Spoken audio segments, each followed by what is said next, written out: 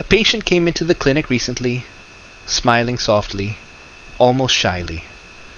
She said she only wanted a simple second opinion because she wasn't sure if her braces journey was already finished. There were no complaints, no accusations, and no negative stories about her previous dentist. She simply wanted clarity, which is something many patients quietly wish for. When she opened her mouth, I saw something that many braces-wearing patients experience but rarely understand. Her teeth appeared aligned, but her bite still showed a different message.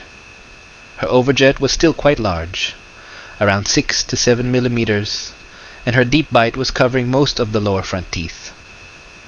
And this moment became a perfect opportunity to educate viewers about how orthodontic treatment is evaluated, not by assumptions or time frames, but by function and stability. Many people think that once the teeth look straight, the treatment must be done. But orthodontics is more than alignment.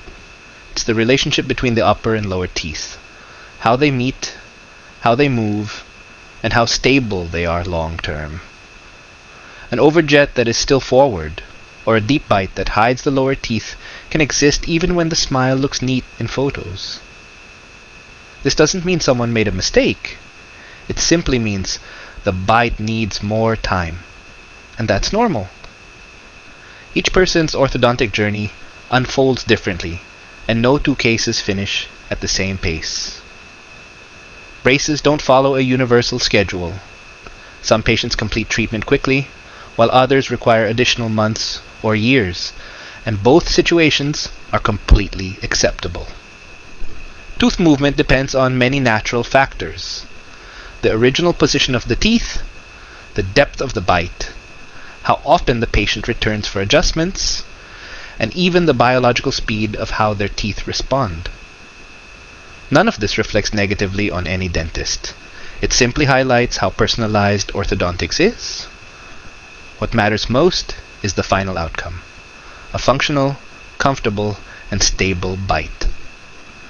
When the patient asked whether her treatment was truly finished, I appreciated her initiative. Many patients feel unsure about asking questions, but being proactive is one of the best things you can do in orthodontic treatment. We reviewed her bite together, talked about what the overjet meant, and discussed how a deep bite affects the long-term stability of a smile. Understanding these things empowers patients. When people know what to expect, they feel more confident and less confused about their progress. Good communication between patient and dentist always leads to better results. If you're wearing braces and you're not certain how far along you are, it's completely fine to ask your dentist for an update. You can ask how your bite is progressing, what goals you are still working toward, and what the next steps are. These questions are normal and helpful, and dentists appreciate patients who want to understand their treatment. And if ever you feel you want additional insight, seeking a second opinion is also a normal part of healthcare. It doesn't mean something is wrong. It simply means you are taking an active role in your own treatment, which is a good thing. Every orthodontic story is different. Some treatments are simple, while others need more time. Some teeth look straight early, while the bite still needs careful refinement.